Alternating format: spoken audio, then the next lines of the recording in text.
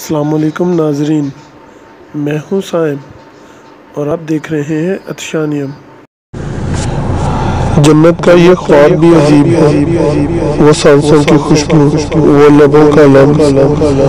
اور ریشمی بدن کی نرمیاں اب تک محسوس کرتا ہوں، اور جب بھی یہ بات سوچتا ہوں تو چلا آتا ہوں اسی سوال پر، کون ہو تم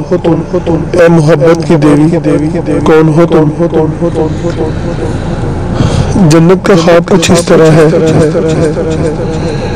تجھے سامنے بٹھا کے یوں تم سے گفتگو کی،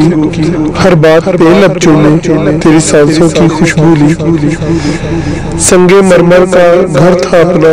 بارش کا تھا سما، تو بن کے مورنی ناچی، گرجتی تھی بدلیاں، تجھے باہوں میں اٹھا کے لایا کی بند کھڑکیاں، بدن ریشمی یوں پوچھا، شبنم لبوں سے پیتا کرتا تھا مستیاں، اور گھنٹوں رہا تکتا وہ آنکھیں ہنسی آہوں سی، تجھے سامنے بٹھا کر یوں تجھ سے گفتگو کی، ہر بات پہ لب چومے تیری سانسوں کی خوشبو لی، ڈنر میں لے کے آیا ٹیبل پہ بھی لگایا، ڈنر میں لے کر آیا ٹیبل پہ بھی لگایا، تجھے کرسی پہ بٹھایا، خود میں نے ہی کھلایا اور لبوں سے منہ کو پوچھا، بڑا ہی مزہ آیا، ہاتھوں میں ہاتھ ڈالے، ذرا چہل قدمی کی، بستر پہ پھر لا سلایا، بیٹھا تیرے سرہانے رہا ساری رات تکتا،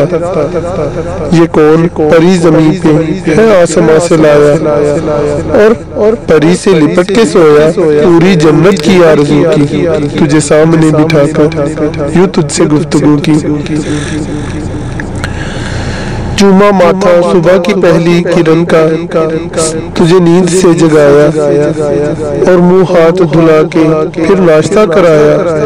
آفس کو جب میں نکلا تجھے گلے سے لگایا، آفس سے تھک کے گھر کو جو پہنچا تھکن کو یوں مٹایا، تجھے سامنے بٹھایا،